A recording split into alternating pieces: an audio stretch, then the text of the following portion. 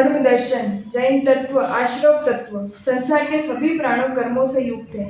प्राणियों के जीवन में प्रतिक्षण कर्मों का आवागमन चलता रहता है। जिन कर्मों का आगमन होता है वे आत्मा से बन जाते हैं और देर सवेर अपना फल देकर चले जाते हैं। फिर नए कर्म आते हैं, बनते हैं एवं पूर्ववत अपना फल देकर चले जाते हैं। अल्पज्ञ जीव इस बात को नहीं जानता कि कर्म कब आया, कैसे आया और कब अपना फल लेकर चला गया। संसार के प्राणी, विशेष रूप से मानव भी प्रायः नहीं जानते और नहीं जानने का प्रयत्न करते हैं कि हम इस लोक में एवं इस रूप में क्यों व किस कारण से आए, कहाँ से आए हैं और हमें कहाँ जाना है। जो जिज्ञासु है वे भी कर्म सिद्धांत को मात्र इस रूप में जानते हैं कि जीव जैसा शुभाशुभ कर्म करता है वैसा शुभाशुभ फल भोगता है। उनकी जिज्ञासा होती है कर्म का आगमन क्यों और कैसे होता है, उस कर्माश्रम का स्वरूप क्या है, वह कितने प्रकार का है, कर्म कैसे बिना बुलाए आते हैं और कैसे आत्मा से चिपक जाते हैं। क्या कर्म का आते हुए रोका जा सकता है? इन जिज्ञासाओं को समाधान इस प्रकार है। शुभ और अशुभ कर्मों के आगमन को जैन कर्म विज्ञान की भाषा में आश्रव कहते हैं। जिस क्रिया या प्रवृत्ति से जीव में कर्मों का आगमन होता है वह आश्रव है। आश्रव कर्मों का प्रवेश द्वार है। आश्रव की व्याख्या। पूर्वाचार्यों ने आश्रव शब्द को कई तरह से व्युत्पत्ति की है। आश्रवंती प्रविशन्ति येन कर्माण्यत्यात्मनित्यसेव कर्मबंध हेतु रीति भाव, अर्थात जिसके द्वारा कर्म आत्मा में प्रवेश करते हैं वह आश्रव है, अर्थात कर्म बंध के हेतु आश्रव है। जैसे जल में रही हुई नौका में छिद्रों द्वारा जल प्रवेश होता है, इसी प्रकार पांच इंद्रियों और विषय कषाय आदि छिद्रों से आत्मा में कर्म रूपी पानी का प्रवेश होना आश्रव है। तत्वार्थ सूत्र में आश्रव की व्याख्या करते हुए कहा गया है, काय वामन कर्म योग स आश्रव। काया वचन और मन की क्रिया का योग कहते हैं, वही योग आश्रव है, अर्थात कर्म का संबंध कराने वाला है। मन वचन काया के शुभ और अशुभ योग के द्वारा जो कर्म बनते हैं उनमें कषायों के कारण भिन्नता आ जाती है, अर्थात योगों की समानता होने पर भी कषाय युग जीवन को जो बंध होता है वह विशेष अनुभाग वाला और विशेष स्थिति वाला होता है। कर्माश्रमों में बाह्य साधन समान होने पर भी कर्म बंध में अंतर हो जाते हैं, अतः कर्माश्रमों का आधार मुख्यतया अध्यवसाय भाव है। बाह्य क्रियाएं और उनके साधन एक सीमा एक कर्म बंध के निमित्त होता है। मुख्य रूप से कर्म बंध अध्यवसायों पर निर्भर करता है। बाह्य क्रिया समान होने पर भी अध्यवसायों में बहुत अंतर हो सकता है। उदाहरण के लिए एक हिंसक व्यक्ति छुरी चाकू चलाकर घातक बुद्धि से किसी व्यक्ति को मारता है और एक डॉक्टर रोगी को स्वस्थ करने के लिए शल्य चिकित्सा करता हुआ छुरी चाकू का प्रयोग करता है। उक्त दोनों व्यक्तियों ने शस्त्र छुरी चाकू का प्रयोग तो किया, अधिकारण साधन भी उनके समान है, परंतु दोनों के अध्यवसायों में बहुत बड़ा अंतर है। एक के अध्यवसाय हिंसक होने से संक्लिष्ट है, अशुभ है, जबकि दूसरे के अध्यवसाय शांति आरोग्यदायक होने से शुभ है। अतएव पहला हिंसक व्यक्ति अशुभ कर्मबंध का भागी होता है, जबकि दूसरा व्यक्ति शस्त्र का प्रयोग करने पर भी मुख्यतः शुभ कर्म पुण्य कर्म का भागी होता है। आश्रव के भेद। इंद्रिय कषाय, अव्रत क्रिया और योग से आश्रव के मूल 5 भेद हैं। इनके क्रमश 5, 4, 5, 25 और 3 भेद हैं। ये सब मिलकर आश्रव के 42 भेद हो जाते हैं। इंद्रिय कषाय अव्यय क्रिया पण चौर पंच पणु वीसा जोगा तीने व भवे आसव भेयाऊ पायाला स्थानम टीका। आश्रव के 42 भेद इस प्रकार है। इंद्रिय 5, स्पर्शेंद्रिय, रसनेन्द्रिय, घ्राणेन्द्रिय, चक्षुरेन्द्रिय, श्रोतेन्द्रिय। कषाय 4, क्रोध, मान, माया, लोभ। अव्रत 5, प्रणातिपात, मुषावाद, अदत्तदान, मैथुन, परिग्रह। योग 3, मनोयोग, वचन योग, काया योग। क्रियाएं 25, कायिकी आदि। कुल 42 भेद। इंद्रियों आदि द्वारा जो कोई भी प्रवृत्ति हो वे यदि प्रशस्त शुभ भावपूर्वक हो तो शुभाश्रव होता है और अप्रशस्त भावपूर्वक हो तो अशुभ श्रव होता है। 25 क्रियाएं। जिस कार्य के द्वारा आत्मा शुभ अशुभ कर्म का ग्रहण करती है उस क्रिया कहते हैं।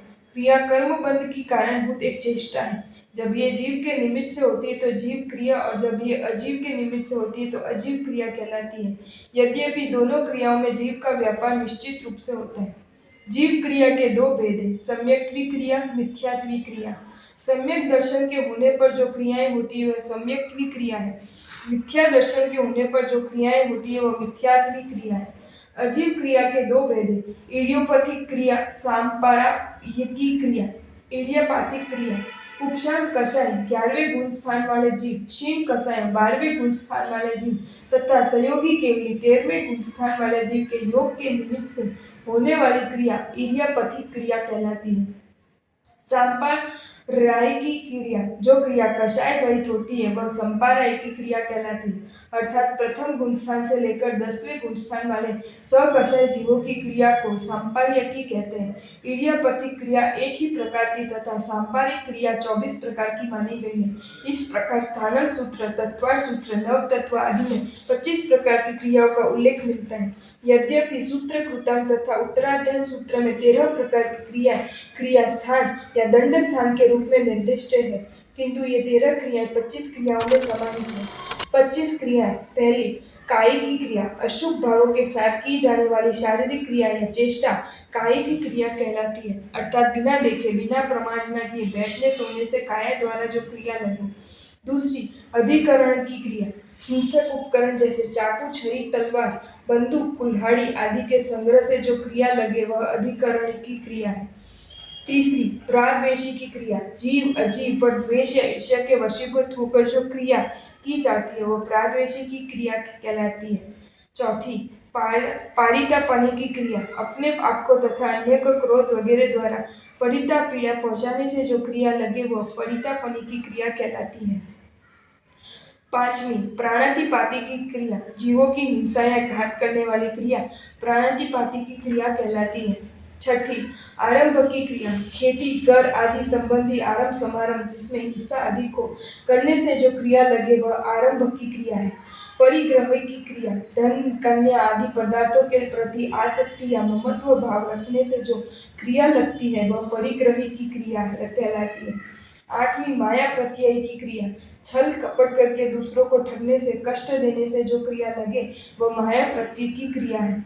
नौवीं, अप्रत्याख्यान प्रत्यय या क्रिया, व्रत, नियम, त्याग, प्रत्याख्यान न करने से अर्थात संयम का घात करने वाली पाप क्रियाओं का त्याग न करना अप्रत्याख्यान प्रत्यय की क्रिया कहलाती है।